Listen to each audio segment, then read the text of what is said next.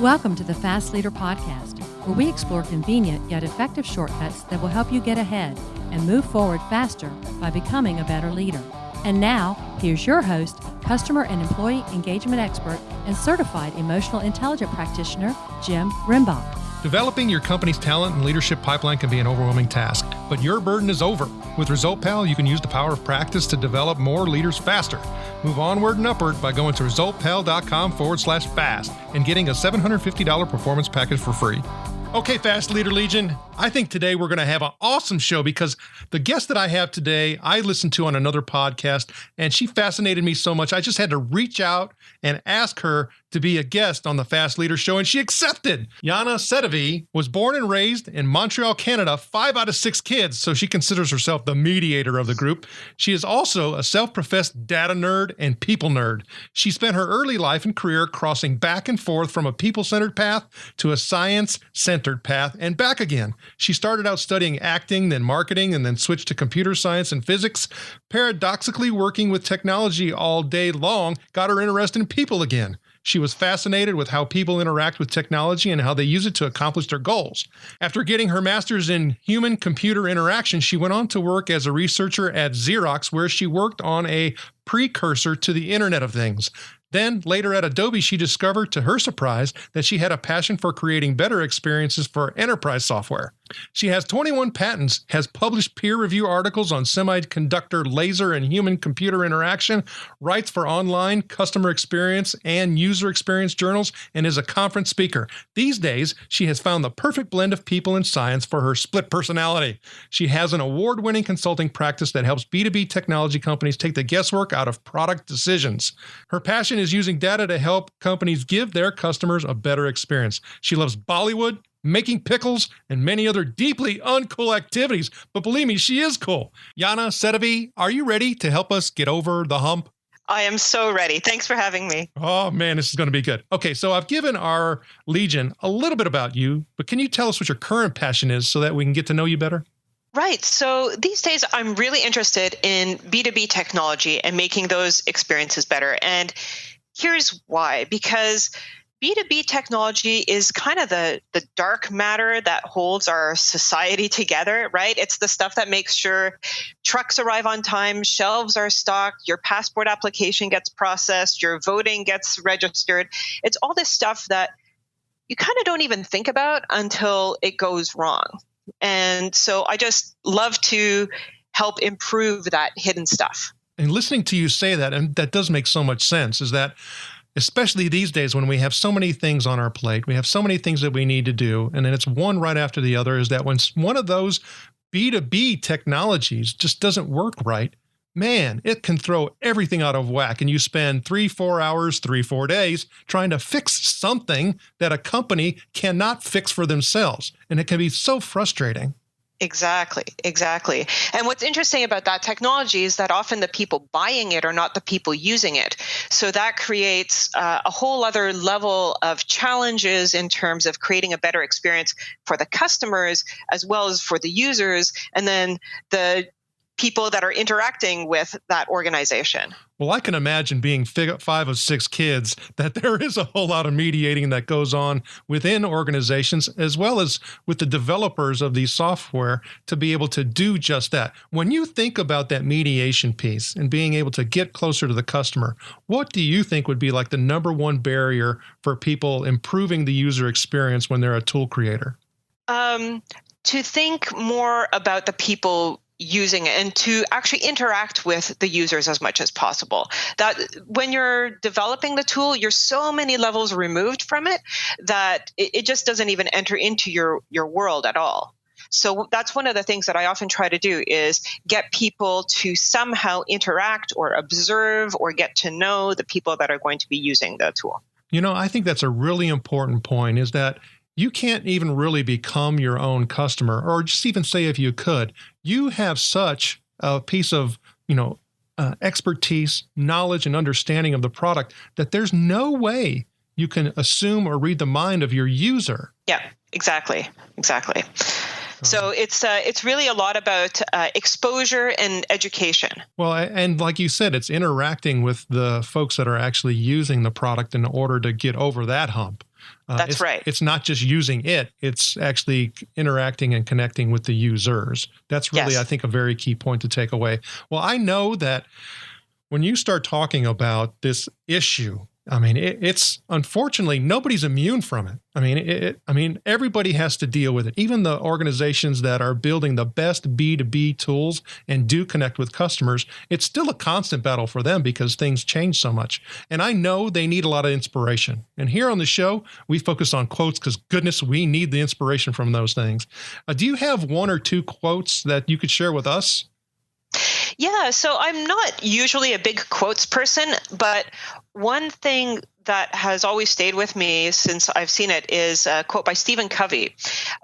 He wrote, "The main thing is to keep the main thing the main thing."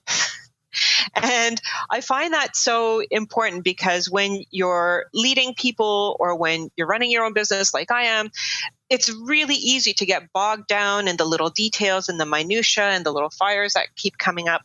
And you end up majoring in minor things and you don't really focus on doing the important stuff that's really going to move you forward.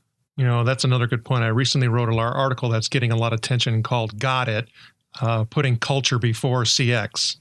Right. But we often get very sidetracked and forget the fact that if we don't have a strong, positive company culture, that in order to be able to improve the customer experience, you have now a crutch. You have a liability, and it's going to prevent you from doing it. So you always have to. That has to be the one thing that you're focusing on at all time, and really everything else falls after that.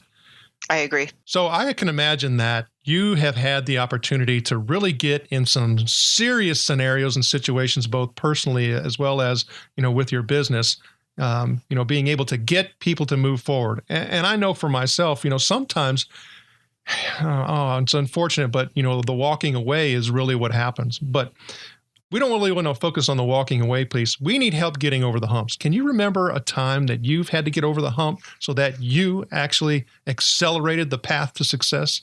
Yeah, I had a situation a while back. This was when I was in a volunteer role, actually. I was running a group of people that was collecting old computers, but that were working and sending them to developing countries. Now, it turns out that getting computers is not a problem. Getting the money to ship a big shipping container of 250 computers, that's the real problem. So, I worked hard. I set up a fundraising. We were going to send a bunch of computers to Bolivia. And we set up a fundraising session at Parliament Hill, which is the Canadian equivalent of the White House. We had the special guest as a former foreign minister or minister of foreign affairs. And we had a mining company that had interest in Bolivia they said at that meeting that they were going to commit $10,000 to sending this shipment to Bolivia. So we were all excited, but then a week later, Evo Morales was elected in Bolivia and he kicked out all the mining companies in his first week. So they said, we're not going to give you that money anymore. So we had to regroup, think about, well, what are we going to do now? We have the computers, we're ready to go. We just need to figure out where to send them. So we were going to send it to Afghanistan. So I got the Department of Foreign Affairs involved, got Rotary clubs to give us some money. They do matching grants. We got people to pack the container, got local media to come out. And I'm kidding you not, the day we packed the container, Pakistan declared a state of emergency and nothing was moving through Pakistan. And if you look at a map, the only way to get to Afghanistan is through Pakistan or through Iran. And so that container sat there for months. And so that was really demoralizing. But what I really learned from that is even though you as the leader feel demoralized, you have to try to keep the people that you're leading focused and positive and stay focused on the main thing, right? So the main thing is the computers are going to go to people who need it. It might take longer than we expected, but it will get there, right? And also the other thing is sometimes stuff just happens that's outside your control and you need to roll with it and you need to be able to adapt and to pivot and to change and stay positive and keep moving, right? Yeah, there's so many things that you brought up in there as I was, I'm reflecting on times that, I failed to do that. And even, you may think to yourself that, well, it was just one little slip, where that frustration just kind of comes out, even facial expressions, right? You have to be really careful. And so I know that, it's really, really hard to, not, slip up, and show that frustration, reveal that frustration. Have you found something that works for you to keep that from happening? I just try to always focus on the positive and remember what's working well, because our human brain is really wired to focus on the negative. That's just biology. But I try to develop a practice where every day I'm thinking about what's something positive, what are the 3 things I'm grateful about, what are 3 good things that happened today. And I find that just puts me in general in a more positive mindset. So when something bad happens, it tends to not seem like such a big deal because I have the broader perspective. I think that in itself is a great practice, and it's a good framework. It's that, 3 things that I'm grateful for, 3 things that are positive, and that's what you start your day with, and you continue to focus on that throughout the day. So thanks for that tip. I know you have a lot of things going on. You've had some experience with some extraordinary organizations, both working for them as well as consulting for them. But when you start thinking about, one thing that's really giving you an excitement and energy right now, what would it be? So on the business side, I'm really excited about, I'm starting to develop some online learning content. So I'm working on developing some webinars and some online training. So I'm really excited about that. On the personal front, I've started doing a lot of gymnastics training. So I'm building some pretty crazy core strength and upper body strength to do handstands and pull-ups. And so those are my fitness goals these days, which is always fun. So what have you found as a benefit from doing that gymnastics work?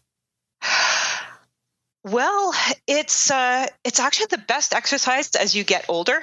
I'm starting to head into middle age. And what's really great about that is there's very little risk of injury as opposed to lifting heavy weights. And it really focuses on overall fitness. So you have to work on your mobility to keep flexible. To do a handstand, you don't need just strength in your arms and shoulders, but you need to be flexible in your wrists and you need to be flexible in your shoulders. And that's just really great for overall strength and health as you age. What do you think that doing that work has benefited or impacted in regards to some of the content and the online learning and the things that you're doing with that? Oh, that's an interesting question. The thing that I'm really learning from doing that training is that you have to just keep showing up and doing the work. And the increments are really small. So to get to doing 1 pull-up, you have to work really hard, show up to the gym 3-4 days a week, work hard. And if you do it consistently for 6 to 8 weeks, you'll get 1 pull-up. Then if you do it consistently for another 6 to 8 weeks, you'll get 2 pull-ups, right? So it's really, really incremental, but you need to be consistent and just show up and do what you committed to do. And it also helps to have someone show you and tell you what you're supposed to be doing so that you're doing the right things. So I'm a big believer in coaches.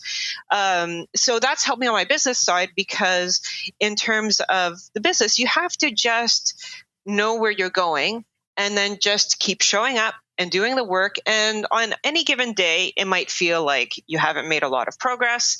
You might feel like you had a bad day. You kind of slipped. It wasn't such a great day today. But, very slowly, incrementally, you're going to move yourself towards the goal you want to reach. So it was awesome to me to see how that particular, learning that you went through with the gymnastics also impacted the hump you had to get over, talking about the incremental changes and trying to get those containers and those computers to people who could actually benefit from them. It seems like it's all really interrelated and synergistic. So thank you for sharing that. It's interesting that you talked about also creating some online learning, and we're doing that as well as the Fast Leader Show through the High Performing Leader Academy. And so what we want to ensure is that we're actually creating content that is most beneficial for folks. And one of the things that we're trying to capture information on is, what's your what? Meaning, what are you struggling with, right? Yes. So when you started thinking about creating your online content, how did you go about determining what to create? That is such a great question, because so many people just go away into their back cave and start creating some stuff that they think is really awesome, and then they put it out there, and then nobody buys it, and nobody wants it, right? Because it's not really speaking to their need. So one of the things that I'm working on is before I go away to my back cave is just talking with as many people as possible and really listening very closely to what their problems are, right? So as an example, something that I notice that people ask me a lot about, or they say, well, part of the reason we hire you is because we don't know what questions to ask. Now, to me, the questions actually are not as important as how you listen to them, because sometimes people can ask okay questions. The questions are fine, but then they're not actually listening to what people are saying because they have so much confirmation bias, right? But sometimes you have to give people what they're asking for so that you can give them what they need. So what I really want to do is teach people how to listen effectively. But if I say, hey, I'm going to teach you how to listen effectively, everyone thinks they listen well, right? But if I say, hey, I'm going to teach you what questions to ask, and then in there I slip in, and you also really need to listen, and here's how you do it, and here's some concrete strategies that you can take. So you have to listen to when people describe their problems, what are the words that they're using. And the other thing is, when you're providing learning, you're providing a solution, but they don't really care about the solution. They care about the symptom that they're experiencing. Right. So for the people that I deal with, the big symptom is they're in endless meetings and decisions are getting made in this really weird way. It depends on who's the loudest engineer in the room, or, who's pounding their fist on the table the most. And that's how decisions get made. That's the symptom. And the cause is because they don't understand their customers well enough. So the solution is to listen to your customers better. Right. But that's kind of far removed from the problem that they're experiencing in their everyday life. So I'm trying to figure out how to learn to speak to that. That's a great point for all of us, is that I know a lot of times we want to go straight to the heart, straight to the point. And that's not always I would say that's most often the wrong thing to do, is that you have to do a cultivation, in order to really get to the main point. And that cultivation, could be something else. And you really have to look for that as both your indicator and your motivator. So thanks for sharing that point. And the Fast Leader Legion wishes you the very best. Now, before we move on, let's get a quick word from our sponsor. Whether in the office or on the road, work with your community or coach to practice great behavior and produce great organizational results. Capture real-time behavior practice from competency-based development plans and invite feedback in an elegant and simple application. Take Top Performance Mobile by going to resultpal.com/fast and getting a $750 performance package for free.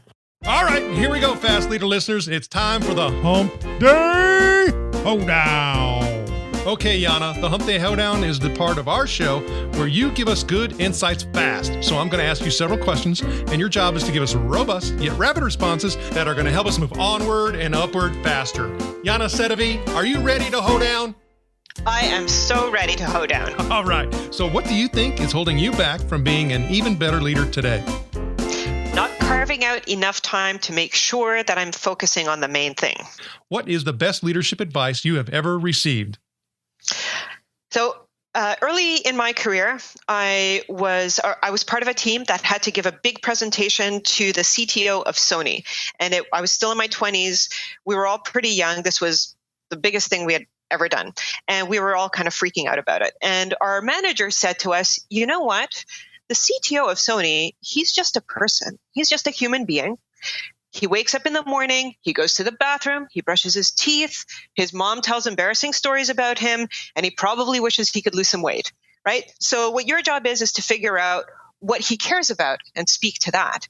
And I just found that such a fantastic piece of advice, because that's really, our humanity is what connects us, whether it's the CEO of a Fortune 50 corporation or your bus driver or a refugee from Syria. We all are connected by our humanity. What is one of your secrets that you believe contributes to your success? I am able to make connections with a wide variety of people. So I can talk to factory floor workers, administrative assistants, bankers, engineers, and I can always find a common ground and be able to relate to them. What do you feel is one of your best tools that helps you lead in business or life? The ability to learn. I love learning. I can't get enough of it. And that's what keeps me going. What would be one book that you would recommend to our listeners? I really like Give and Take by Adam Grant. And it's about how the most successful people are the ones who give a lot more than they take. And I find that just such a great way to live your life. And, it's the way that I behave naturally. And I always thought that I was a bit of a chump for that. But when I read this book, I realized, actually, this could be a fantastic path to success. And it's a win for everybody. It wins for you. And it actually is a win for all the people around you because you're helping people. Yeah, that's one of my favorites too. And you'll be able to find a link to that, as well as other tools and resources and notable quotes from Yana on the show notes page, which you'll be able to find at fastleader.net/Jana Sedivy. Okay, Yana, this is my last Hump Day Hoedown question. Imagine you were given the opportunity to go back to the age of 25, and you've been given the opportunity to take the knowledge and skills that you have right now back with you, but you can't take it all. You only can take one thing back. So what one piece of knowledge or skill would you take back with you, and why? So when I was in my 20s, I really wish I had known this. I wish I had known that everybody has got something that they do just naturally and effortlessly without thinking. And it's that stuff that you do that when you do it, people turn to you and say, wow, how did you manage to do that? How did you do? And then you think, that was impressive. Like that, I just did blah, blah, blah. And so I had always thought that work had to be hard. It had to be hard work, right? I come from an immigrant family, so hard work was really important. But if you can find that thing that comes really effortlessly to you and somehow figure out how to leverage that and make that your career, then it doesn't feel like work. It can be easy and it can be fun. And I wish I had known that a lot earlier. Jana Sedivy, it was an honor to spend time with you today. Can you tell the Fast Leader Legion how they can connect with you? So you can connect with me on my website, which is Authentic Insight. I guess I should spell that. AUTHENTIC Insight, INSIGHT.com. And I'm on Twitter, Jana Sedivy, JANASEDIVY. Jana Sedivy, thank you for sharing your knowledge and wisdom. The Fast Leader Legion honors you and thanks you for helping us get over the hump. Thank you for joining me on the Fast Leader Show today. For recaps, links from every show, special offers, and access to download and subscribe, if you haven't already, head on over to fastleader.net so we can help you move onward and upward faster.